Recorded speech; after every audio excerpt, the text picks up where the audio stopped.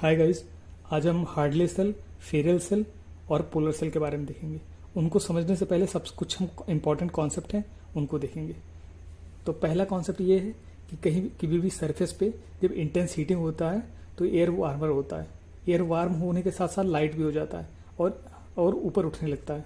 Air ऊपर उठने की वजह से उसका नीचे डेंसिटी उसकी काफ़ी कम हो जाती है। एयर वॉल्यूम काफ़ी, उसका वेट काफ़ी कम हो जाता है, इसलिए उस सरफेस पे लो प्रेशर क्रिएट होता है।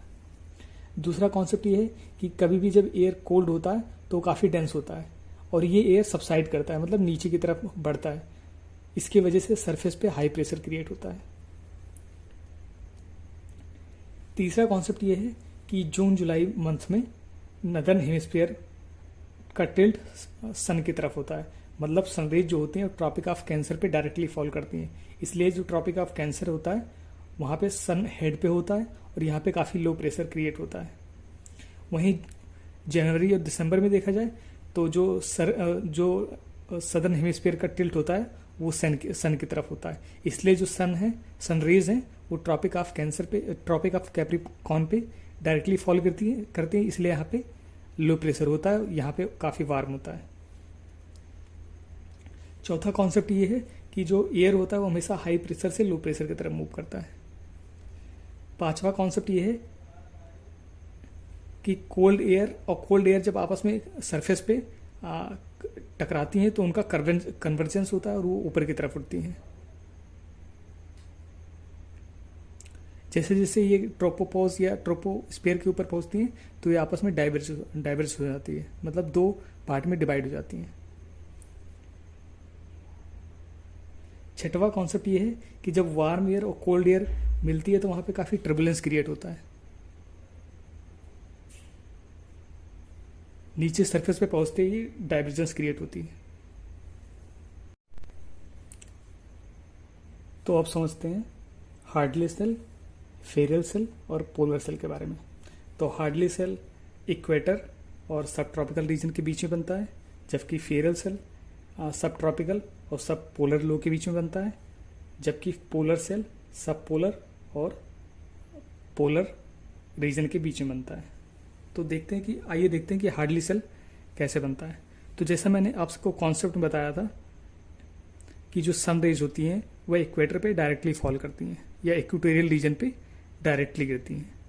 तो जब सपोज करिए ये सरफेस है अर्थ का, ठीक है, और सन रेज जो हैं वो इक्वेटर पे डायरेक्टली फॉल कर रही हैं, तो यहाँ की जो एयर होंगी वो काफ़ी वार्म हो जाएंगी। जैसे जैसे एयर वार्म होंगी वो ऊपर की तरफ उठेंगी, और मैंने बताया था कि जब वार्म एयर ऊपर उठती है तो नीचे लो प्रेशर क्रिएट होता है। ये वार्म एयर आगे चल के दो पार्ट्स में डाइवर्ज कर जाएगी। ये देखिए, एक सदर्न हेमिस्फीयर में, एक नॉर्दर्न हेमिस्फीयर में, ठीक है।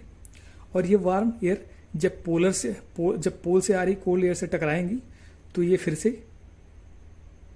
कन्वर्ज करेंगी, ठीक है, और कन्वर्ज करेंगी। ये इनका कन्वर्जेंस होगा सब ट्रॉपिकल हाई रीजन पे। और यहाँ के जब मैंने बताया था कि जब कोल्ड एयर नीचे की तरफ हवाएं चलेंगी, नीचे की तरफ हवा आएगी, कोल्ड एयर होगी वो, तो वो नीचे हाई प्रेशर क्रिएट करेगी, ठीक है। और ये सिस्टम ऐसे चलता रहेगा। इसी सिस्टम को, इसी एयर सर्कुलेशन को हम लोग हार्डली सेल बोलते हैं, ठीक है। और दूसरा देखिए फेरल सेल। तो जैसे मैंने बताया कि जो कोल्ड एयर होती हैं वो जो पोल की तरफ से आ रही है और जो वार्म एयर है जो इक्वेटर की तरफ से आ रही है वो दोनों कन्वर्ज कर रही है। कन्वर्जेंस की वजह से सब ट्रॉपिकल नीचे हाई प्रेशर क्रिएट हो रहा है। हाई प्रेशर नीचे जब ये हवाएं पहुंचेंगी काफ़ी ठंडी होंगी और ये डाइवर्ज हो जाएंगी, दो पार्ट में डाइवर्ज हो जाएंगी। एक पार्ट इसका एक पोल की तरफ चला जाएगा, एक पार्ट इसका इक्वेटर की तरफ चला जाएगा। और ये जब ये नीचे वाली जो हवाएं हैं, सरफेस वाली हवाएं हैं जो सब ट्रॉपिकल हाई प्रेशर रीजन से चल रही है पोल की तरफ, पोल से आती हुई कोल्ड एयर से टकराएंगी, और जब टकराएंगी तो इनका कन्वर्जेंस होगा, ये ऊपर उठेंगी, ठीक है। जब ये ऊपर उठेंगी तो ये दो पार्ट में डाइवर्ज हो जाएंगी। एक चला जाएगा सब ट्रॉपिकल हाई प्रेशर के तरफ, एक चला जाएगा पोलर रीजन की तरफ, और ये प्रोसेस कंटिन्यू होगा या ये एयर सर्कुलेशन कंटिन्यू रहेगा। इसी को बोलेंगे हम फेरल सेल। आइए तीसरा समझते हैं पोलर सेल के बारे में।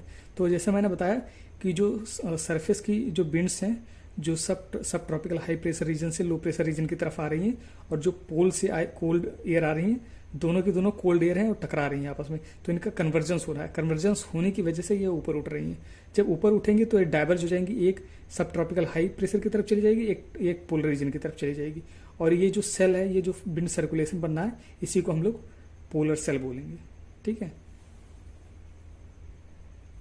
अब आइए फिर से एक बार देखते हैं। इक्वेटर पे क्या हुआ था, एयर वार्म हुई थी और वार्म होने के साथ साथ ऊपर उठी थी। इसी चीज को हम, ये जो एयर होती हैं ये कन्वेक्शन करंट के रूप में ऊपर उठती हैं, इसीलिए इनको कन्वेक्शनल करंट भी बोला जाता है। ठीक है, तो एक पूरा पूरा सिस्टम बनता है हार्डली सेल का, फेरल सेल का, पोलर सेल का।